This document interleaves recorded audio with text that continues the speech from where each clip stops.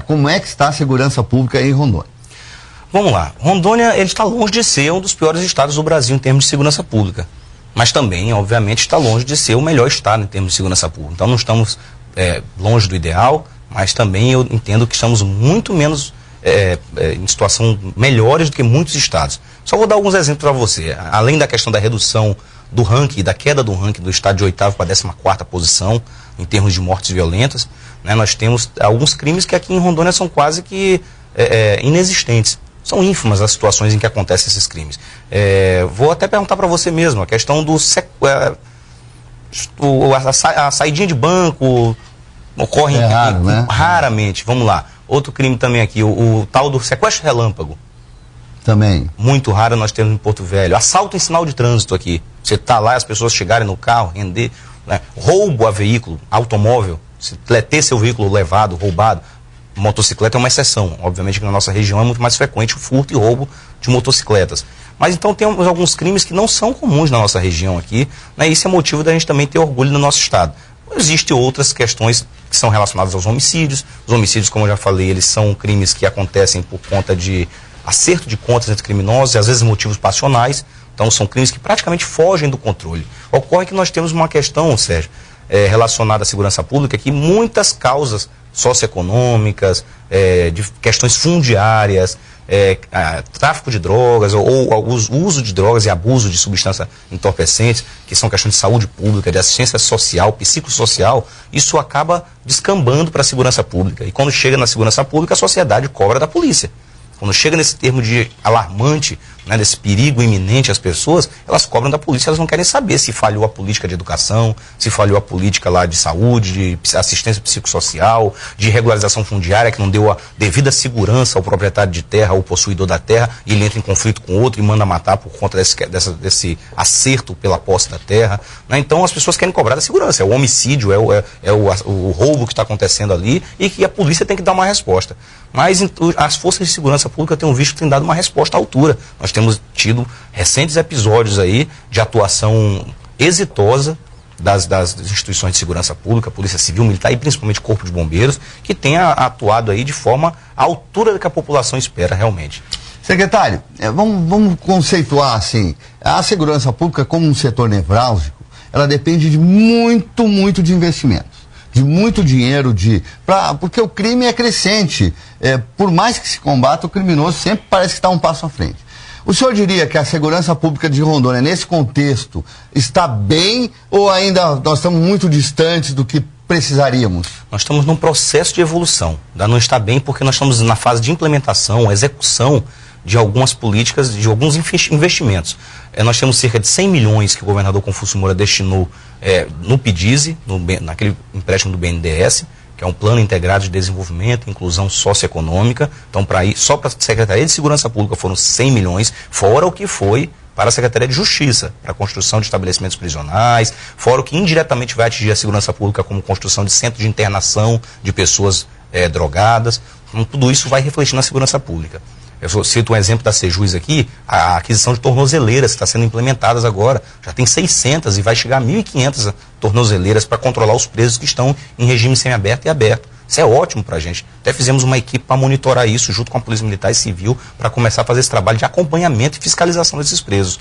E temos também aí, continuando os investimentos, cerca de 35 milhões sendo executados de recursos do governo federal.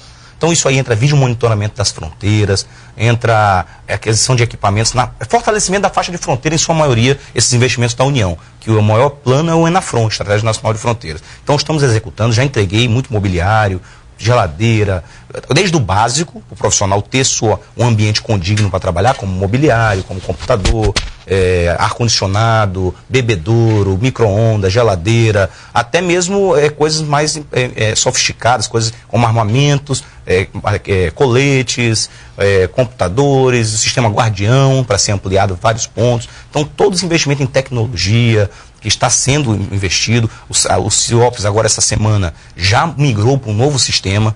né, de despacho de ocorrências, de tratamento das informações que chegam pelas ocorrências, do despacho de viaturas, né, agora vamos ampliar a quantidade de pessoas, o vídeo monitoramento está sendo levantado, então nós vamos integrar tudo isso, e isso vai melhorar em muito a eficiência. No PDIS nós temos a construção de 19 unidades integradas de segurança pública em todo o estado, temos o Instituto de DNA Criminal, o nosso, aqui no nosso estado, que a gente recorria ao Amazonas, vamos ter o nosso, a criminalística ela vai ser também ampliada, vai ser o novo Instituto de Criminalística, e mais 3 núcleos em Ariquemes, em Cacoal, em Vilhena. Temos a construção do edifício sede da Polícia Civil, hoje funciona em cima do presídio feminino, em condições ali deploráveis, vai ter um edifício sede próprio. A construção do 5º Batalhão de Polícia Militar, que é uma vergonha hoje, o 5º Batalhão da forma que se encontra, em cima do lamaçal ali, um lugar péssimo, horrível, insalubre, né? Reforma do 1º Batalhão, reforma da Companhia de Operações Especiais, então aquisição de veículos para a Polícia Rodoviária Estadual, scanner veicular, aquele raio-x que você passa nos veículos para ver se tem arma, se tem droga, 2 desses vão ser adquiridos, né? Então, uma série de investimentos que talvez nem sejam desempenhados na minha gestão ainda, né? Seja para 2015 alguns deles, mas boa parte em 2014, se Deus quiser, eu vou estar ali no momento de entregar, de inaugurar, né, nesse governo ainda. No segundo bloco, secretário, nós vamos falar sobre carnaval. Mas nesse, eu ainda quero voltar um pouquinho, secretário, sobre uma nova situação que está se vivendo no país. Não só em Rondônia, Rondônia também, mas aconteceu em Minas Gerais, já aconteceu em São Paulo. Os criminosos estão atirando na polícia, antes de dizer bom dia. E antes, em várias situações, a polícia estava acuada, não sei por que motivo, e agora, nos últimos tempos, está respondendo à altura. Aqui em Rondônia já foram 12 criminosos que tentaram confrontar a polícia, foram mortos nos últimos meses. Em Minas Gerais foram 9 num assalto só. E então, essa nova forma de agir da polícia é uma nova forma ou é natural? Qual é a sua visão sobre isso? Bom, realmente, em primeiro lugar, nós não estamos aqui criando uma polícia para executar criminosos. A finalidade não é procura-se vivo ou morto, a intenção é aplicar a lei e, em primeiro lugar, antes de aplicar a lei, preservar vidas, mesmo que seja a vida do criminoso. Mas o criminoso, ele escolhe o seu destino. Existe uma doutrina na polícia que é ensinada aos policiais, que é o chamado uso progressivo da força. Se a pessoa reage com força não letal, ela vai ser contida com força não letal. Se ela reage com força letal, né, e se for necessário realmente neutralizar a pessoa com força letal, o policial vai se valer da força letal. Então, na verdade, foram bem mais do que isso, viu, Sérgio? Os policiais nossos, nós tivemos só na região de Ariquemes, nós tivemos aí cerca de 24 criminosos mortos em confronto com a polícia. Né? Todos foram situações, naquele caso de Campo Novo foram 8 de uma vez só, isso. E o caso agora da fuga do presídio foram mais 4. Depois foi mais 3 num momento só, e depois mais um que a polícia ainda socorreu, levou para o hospital, mas não resistiu aos ferimentos. E um depois resolveu se entregar. Mas antes disso nós tínhamos já 14 computados no ano passado, que o coronel Ened me contou, que foram mortos em confrontos. Todos eles cumprindo pena ou egresso do sistema prisional, então dedicados realmente ao mundo do crime. Então, o que a gente procura também falar para o policial? Eu procuro sempre transmitir aos policiais, e principalmente às corregedorias, ao diretor da Polícia Civil, ao comandante da PM, nós estamos muito bem alinhados nisso, de que o policial não trabalhe com medo. Um medo de quê? O policial não tem medo de morrer, não. O policial tem medo de processo.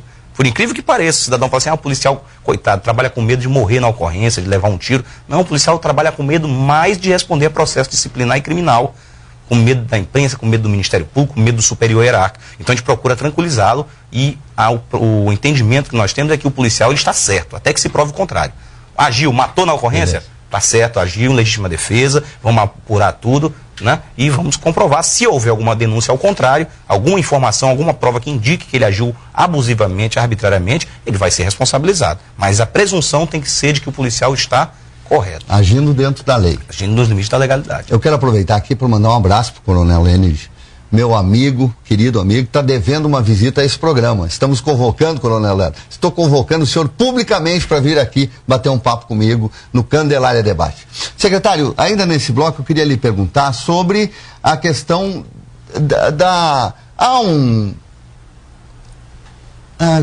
qual seria a palavra? Uma mobilização nem seria, mas aqui e ali há algumas forças que estão falando no fim da polícia.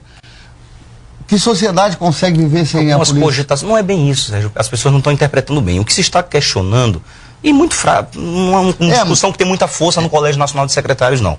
E nem que eu saiba dos comandantes gerais. É a questão da desmilitarização das polícias militares. Ou seja, por exemplo, a Polícia Rodoviária Federal é uma polícia ostensiva, fardada, né, com viaturas identificadas, armada, mas que não é militar.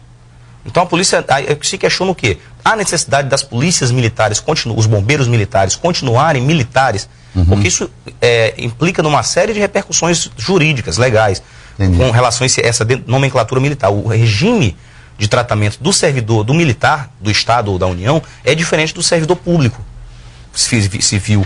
Totalmente diferente. Tem algumas restrições a direitos, tem um regulamento disciplinar muito mais rígido, existe uma legislação penal especial para o militar, né, que é muito mais rígida do que a legislação penal comum aplicada ao civil. Existem algumas vedações de natureza política. O militar, por exemplo, ele não pode se filiar a partido político. Se ele se candidatar a cargo eletivo e ele for diplomado, ele tem que pedir exoneração, ele tem que sair do cargo se ele for eleito. Né? Então, uma série de... Tem que ter mais de 10 anos de serviço, o militar. Se ele não tiver menos de 10 anos de serviço, ele tem que pedir exoneração para concorrer a cargo eletivo. Então, tem uma série de complicações e que a gente vê que as polícias estaduais, militares, elas não são militares aos moldes que deveriam ser como as Forças Armadas. Eu, a meu ver, não me parece muito ainda que assim, a natureza é tão militarizada para que seja militar. Não estou querendo fazer um pré-julgamento aqui da minha posição, mas eu acho que é uma coisa que cabe uma discussão da sociedade civil, dos militares, e aí os militares nós vamos dividir aqui entre oficiais e praças, porque eu tenho certeza que esse assunto vai ser muito mais de interesse, a desmilitarização pelas praças, que são os de menores cargos, menores patentes, que podemos dizer assim, as menores graduações, e os oficiais que têm uma situação diferenciada, que exercem chefia, função, comando, né, função de chefia, comando, direção, e que são autoridades disciplinares. Então eles vão ter com certeza divergência de opiniões. Certo. Então é importante ter esse debate, amadurecer isso bem, né, sobre essa questão da desmilitarização, mas de qualquer modo, havendo ou não desmilitarização, eu entendo que não deva haver prejuízo para a sociedade, porque polícia vai existir, polícia fardada vai existir. A Polícia Federal é uma polícia que não é militar. É verdade. É civil e nem por isso deixa de cumprir com suas funções institucionais. Vamos falar um pouquinho sobre o concurso da Polícia Civil. É Polícia Civil, né? Todas elas. Todas elas. Polícia em que pé está isso, secretário? Se vai ter concurso esse ano? Se vão contratar? Como é que vai ser isso? Vai sim, embora não seja no prazo que a gente gostaria que saísse, porque depende de um rito, né, de um procedimento que tem que ir na PGE, tem que passar pela SEAR, que é a Secretaria Especial de Recursos Humanos, né? Então fica dessa tramitação que isso me irrita, entendeu? Mas tem que passar lá. Vai fazer lei é lei. A PGE tem que passar lá para dar o parecer, tem que elaborar a minuta do... Mas vamos lá falar em que fase para ser mais preciso. PM, Civil e Corpo de Bombeiros vai ter concurso, já está em andamento, está em fases ali de contratação das empresas que vão realizar o concurso. Então, o último ato que eu lembro de ter assinado da Polícia Civil foi o encaminhamento da minuta do contrato para a Procuradoria-Geral do Estado, para que eles possam elaborar o contrato de contratação da FUNCAB, que foi a empresa que se apresentou, e a partir disso aí ser lançado o edital. Então está bem próximo de sair o edital, né? Então aqueles que estão estudando para o concurso, intensifiquem os estudos, porque vai ter que sair, vai ter que fazer antes da período eleitoral, que o período eleitoral veda, né, para que a gente faça o curso de formação profissional ainda esse ano, e ao finalzinho do ano dê a posse já aos que estão aprovados, definitivamente aprovados no concurso. Coisa boa. Quantos mais ou menos, secretário? Qual é o número? Bom, Polícia Civil não foi grande coisa não, viu, Sérgio, por conta dos limites da Lei de Responsabilidade Fiscal. Então são 144 distribuídos entre peritos. A maior quantidade de cargos vai ser para escrivão de polícia, que ser cerca de 70 cargos. E Polícia Militar, cerca de 300 policiais, né, bombeiros é um pouquinho menos, 50, 60. Então são carros, mas de qualquer modo, as vagas vão surgir oportunidades de, conforme a folha for sendo desonerada, a folha começar a diminuir a despesa com folha de pagamento, desafogando a folha de pagamento, nós vamos ter uma brecha no edital que permita nós chamarmos aqueles que estão classificados. Não vamos fazer cadastro de reserva, né? Justamente para não gerar aquele direito adquirido de ser chamado pelo poder público. Mas vai ter uma possibilidade de chamarmos aqueles que estão na ordem de classificação, conforme o Estado tem a possibilidade de agregar na sua folha de pagamento. Secretário, nós estamos gravando esse programa antes do sábado, claro, e a gente não sabe quais serão as consequências, se a banda do Vai Quem Quer vai sair, não vai sair, a gente não sabe ainda. Então, mas eu não quero falar especificamente num caso, eu queria falar sobre o Carnaval, sobre como é que a segurança pública vê eventualmente o carnaval se realizar num momento em que a cidade está perto da calamidade pública. Qual é a sua visão como secretário e como cidadão? Vamos lá. A questão é que a situação atualmente está, essa situação de emergência que foi decretada pelo município de Porto Velho, Nova Mamoré e Guajará-Mirim, e consequentemente pelo estado de Rondônia também decretou situação de emergência, pediu todos os esforços do governo federal através do Ministério da Integração Nacional, Secretaria Nacional de Defesa Civil, e hoje a Coordenação Estadual de Defesa Civil, que é desempenhada pelo Corpo de Bombeiros, que está na Secretaria de Segurança Pública, está coordenando toda essa ação. Isso está fazendo com que todos os esforços estejam sendo envidados para assistir. Estamos na fase assistencial e também de socorro, eventualmente quando o rio aumenta mais ainda o nível, mais pessoas precisam ser socorridas. Então, e a fase assistencial, que é dar abrigo, alimentação, remédios, apoiar essas pessoas que estão aí desalojadas ou desabrigadas, ou impactadas de alguma forma pela cheia do Rio Madeira. Então, todos os esforços estão concentrados a isso, seja diretamente nas ações de defesa civil, onde estão mais especificamente empregados Corpo de Bombeiros, Forças Armadas, ou até mesmo nas ações de suporte, como a Polícia Rodoviária Federal faz o desvio do tráfego, a Polícia Militar, a Centram, faz o desvio das vias urbanas. Então, todo o efetivo está sobrecarregado, está cansado, está trabalhando. Não há possibilidade, nesse cenário, de fazermos os eventos dentro de uma normalidade, como era nos anos passados. Então, é momento de ter prudência. O Gabinete de Gestão Integrada, que é da Secretaria de Segurança Pública, se reuniu com todos os órgãos públicos, municipais, estaduais, federais, blocos, Ministério Público, e decidiu, entendeu unanimemente que não era o caso de se fazer agora. Pode ser feito mais adiante, nós vamos dar esse suporte, mas por enquanto não. Como cidadão, eu penso o seguinte: se houvesse possibilidade de se atender às duas frentes, não vamos privar o cidadão que quer se divertir, quer legitimamente manifestar uma questão que é cultural, e tradicional do Porto Velho, importante também. Às vezes as pessoas esperam tanto um ano para ter pessoa que vive em função disso, de carnaval, menos aqui, talvez lá no Rio de Janeiro mais, mas aqui o carnaval também é tradicional. Então, se pudesse atender as duas frentes, nós atenderíamos tranquilamente. Eu entendo que é o caso. A gente se solidariza com a situação das pessoas que estão flageladas, estão atingidas por esse sinistro, toma as providências e faz tudo que é possível. Fez isso, então vamos partir para o segundo. Pode fazer o carnaval? Pode. Então vamos fazer também.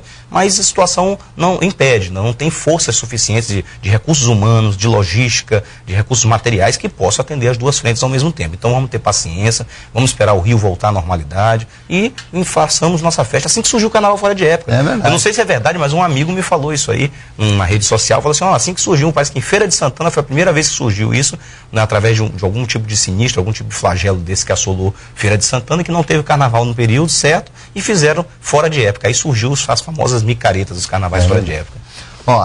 Tem gente que brinca com as coisas, e às vezes é bom a gente brincar mesmo. Mas um amigo meu me disse, criando uma situação hipotética, imagina um ministro lá da Integração Nacional que decide sobre recursos para Porto Velho receber um pedido de verbas para salvar a cidade e ao mesmo tempo uma fotografia da banda do Vai Quem Quer com 100 mil pessoas na rua. A questão é que as pessoas, Sérgio, as pessoas confundiram. Uma coisa é o aporte de recurso público para apoiar esses blocos e desfiles, e as pessoas misturaram as questões. Ninguém está falando aqui mais em dar dinheiro para os blocos fazerem. A única opção, o que houve? O município não está dando, o Estado não está dando. Havia possibilidade de, através de emendas parlamentares da Assembleia Legislativa de Rondônia, havia uma destinação via CECEL, que é a Superintendência de Esporte, hoje, que é vinculada à Secretaria de Educação, receber esses recursos para poder fazer o carnaval. Mas houve uma recomendação do Ministério Público e cessou essa situação, não deram mais esse recurso. Então ninguém está falando de recursos, os blocos por suas próprias expensas, inclusive com bloqueio de via, contratação de segurança privada, colocação de banheiros químicos, uma série de obrigações que são impostas aos blocos para eles desempenharem. A questão é que o poder público nessa esteira acaba tendo que levar o policiamento todo para o local, acaba tendo que botar as ambulâncias com seu efetivo de pronto-socorrismo, serviço de lixo, serviço de coleta de lixo, fechamento das vias e os agentes de trânsito municipais, estaduais, os órgãos ambientais municipais do estado, sanitários, todos têm que estar fiscalizando, sendo mobilizados. É isso que prejudica, é isso que sobrecarrega o poder público. Então,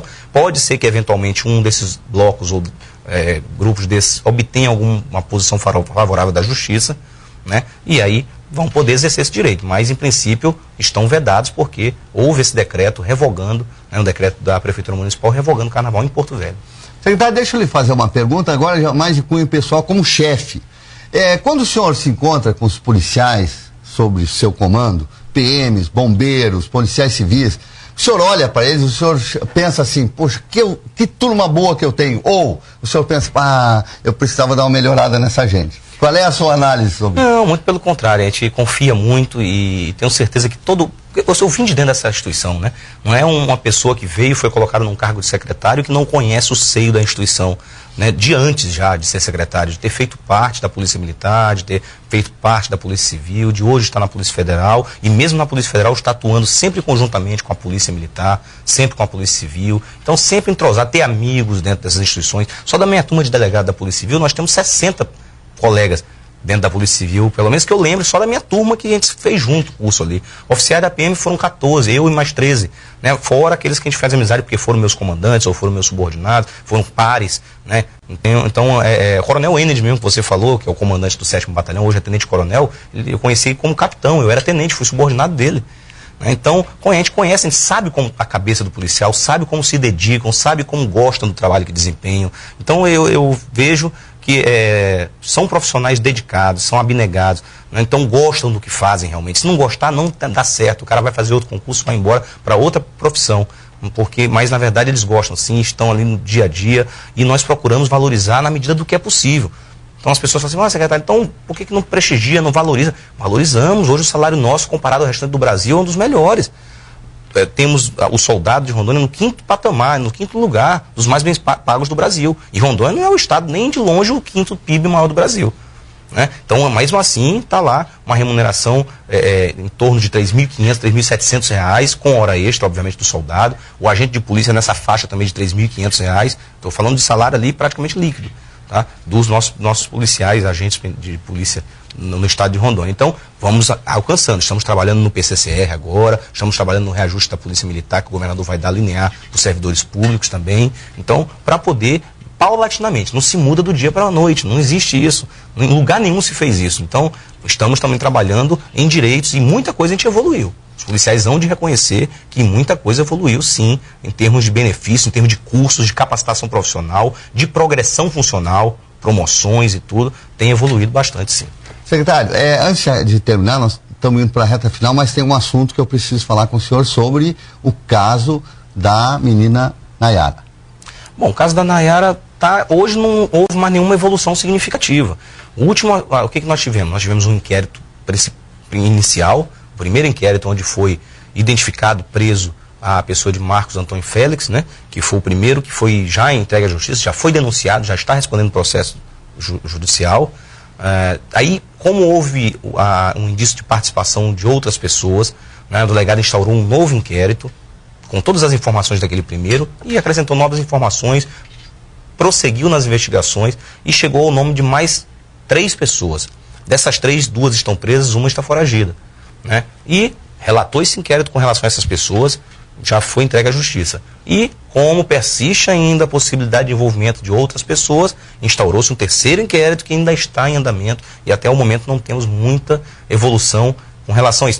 Por enquanto está parado em termos de informações, né? Então está sob sigilo, né? As informações que nós já temos lá a gente não pode publicar, não pode divulgar aqui, mas vamos ver onde vai andar. Pode ser que não se consiga. Não vou garantir aqui que vai alcançar mais alguma pessoa, se não vai, não posso dizer isso, vai depender das investigações e não depende só da dedicação da equipe policial, do delegado e sua equipe, depende de evidências que tenham ficado, que seja possível. Existe crime possível de solucionar.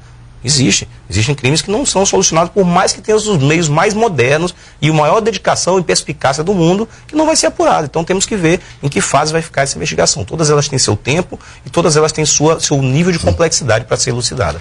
Secretário, temos 1 minuto ainda, 30 segundos só para o senhor me dizer se tem algum crime durante o seu mandato que não foi elucidado, que o senhor está angustiado para elucidar. Bom, a gente fica sempre angustiado com o fato do crime acontecer e principalmente se ele não foi elucidado. O fato do crime acontecer já me incomoda, porque demonstra que houve uma falência, significa que não foi evitado. Então, o principal é fazer com que evite. Mas nós temos o caso do menino Arthur, né? Que está desaparecido, até agora está sem solução. Eu talvez não esteja lembrando de outros, mas vez de outra a gente vai sendo trazida à tona e às vezes não fico sem solução, mas isso é da natureza mesmo, às vezes não se encontra, não tem jeito. O crime não deixou vestígio, não deixou evidência, se procurou, se pesquisou, se usou todos os recursos de investigação possível. Resta conformar, pedir arquivamento do inquérito com base na insuficiência de provas, com a ressalva, que a gente fala do artigo 18 do Código de Processo Penal, que é o quê? Arquivado, salvo se surgirem novas provas, que ele pode ser desarquivado, né? E quem sabe um dia pode surgir provas desse fato e ele pode ser desarquivado e prosseguir as investigações. Tem um tempinho ainda, eu quero só comentar que certamente a sociedade toda está muito assustada com a violência. E eu queria que o senhor encerrasse o programa deixando uma mensagem, pelo menos de esperança, para os nossos rondonienses. A esperança, a gente se reporta ao que nós tratamos na nossa matéria, na nossa entrevista, que é o decorrer da nossa entrevista, principalmente no que diz respeito a investimentos. Dizer que há um futuro de muita esperança, um futuro de muitas melhoras, de evolução às nossas instituições de segurança pública. E não só nisso. Há, pelo governo do Estado, também investimentos em áreas de inclusão socioeconômica, socioprodutiva, a questão do tratamento da área de saúde, dependência, assistência psicossocial e outras áreas que vão fazer com que o estado de Rondônia melhore cada vez mais. Os que são mais antigos aqui no estado de Rondônia sabem como era a época do garimpo, quantidade de mortes que nós tínhamos aqui, né? O pico das usinas ali, quando havia muita gente, isso está diminuindo. Então a tendência é que o estado se torne mais pacífico, mais civilizado, né? A região do Vale do Jamari tem diminuído muito os seus indicadores.